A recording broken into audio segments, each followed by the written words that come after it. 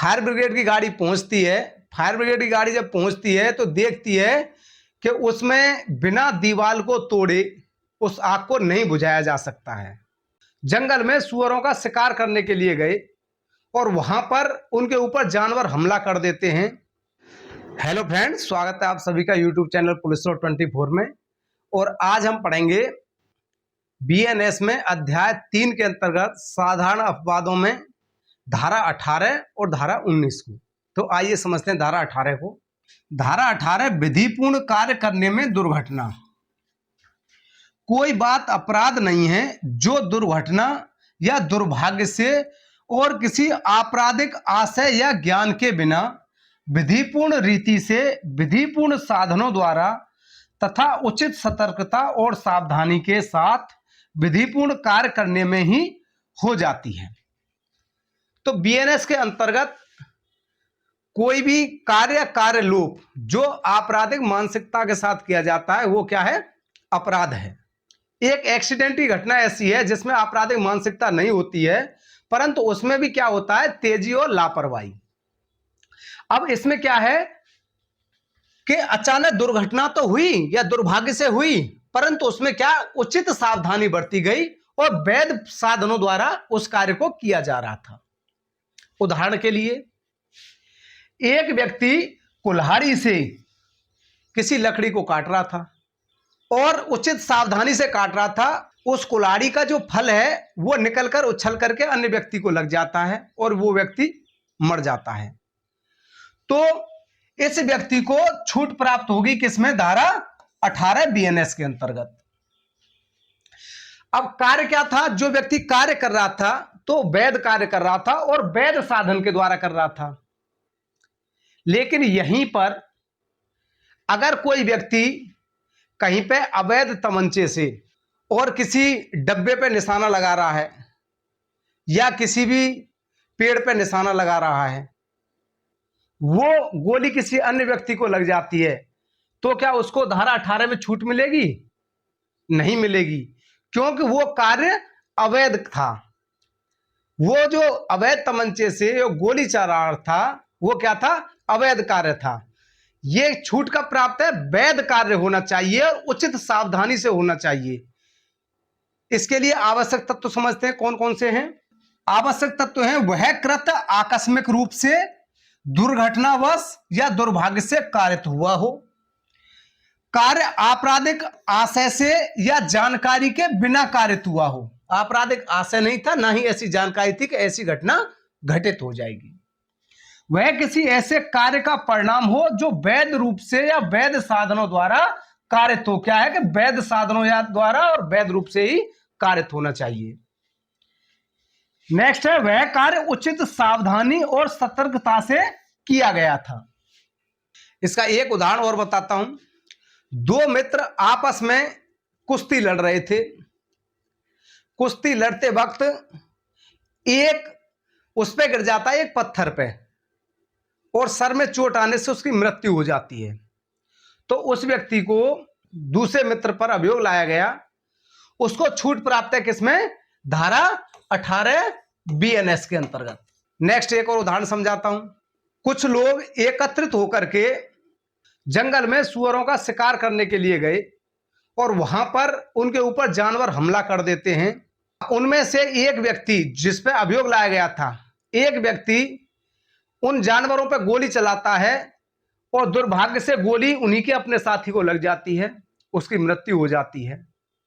तो उसको धारा 18 के अंतर्गत छूट प्राप्त होगी अभियुक्त को, क्योंकि उसने उचित सावधानी से उन जानवरों से बचाव में गोली चलाई थी और वो कार्य क्या था? वैध था। उसे आत्मरक्षा के अधिकार में वो गोली चलाई थी, तो उसको धारा 18 में छूट प्राप्त होगी। अब एक उदाहरण और बताता हूं इसका। एक व्यक्ति ने दूसरे व्यक्ति पर लाठी से हमला कर दिया। इसी दौरान बीच में एक महिला अपने बच्चे को लेकर के आ गई। जब महिला बच्चे को लेकर के आ गई तो उस बच्चे को वो लाठी लग जाती है और बच्चा खत्म हो जाता है। तो अभियुक्त द्वारा जो लाठी से प्रहार कर रहा था उसने धारा 18 के अंतर्गत प्ली चाहिए, तो उसको प्ली नहीं मिलेगी। क्यों? इसलिए नहीं मिलेगी क्योंकि उसका जो कार्य था हमला करना वो अवैध था। शब्द क्या यूज हुए हैं? दुर्भाग्य से हुई। बेशक से दुर्भाग्य से उस बच्ची को लाठी लगी, परंतु उसका आशय उस लड़की को मारने का भी नहीं था। परंतु क्या था? वो वैध रूप से और वैध साधनों द्वारा नहीं किया जा रहा था कार्य। हमला करना अपने आप में अपराध है। तो ये थी हमारी धारा 18। अब समझेंगे धारा 19 को। धारा 19 क्या कहती है? धारा 19 है, कार्य जिससे अपहानि कारित होना संभाव्य है किंतु जो आपराधिक आशय के बिना और अन्य अपहानि के निवारण के लिए किया गया है। कोई बात केवल इस कारण अपराध नहीं है कि वह यह जानते हुए की गई है कि उससे अपहानि कारित होना संभाव्य है। तो कोई बात इस कारण से अपराध नहीं है कि उससे अपहानि होने का संभावना थी। क्यों नहीं है?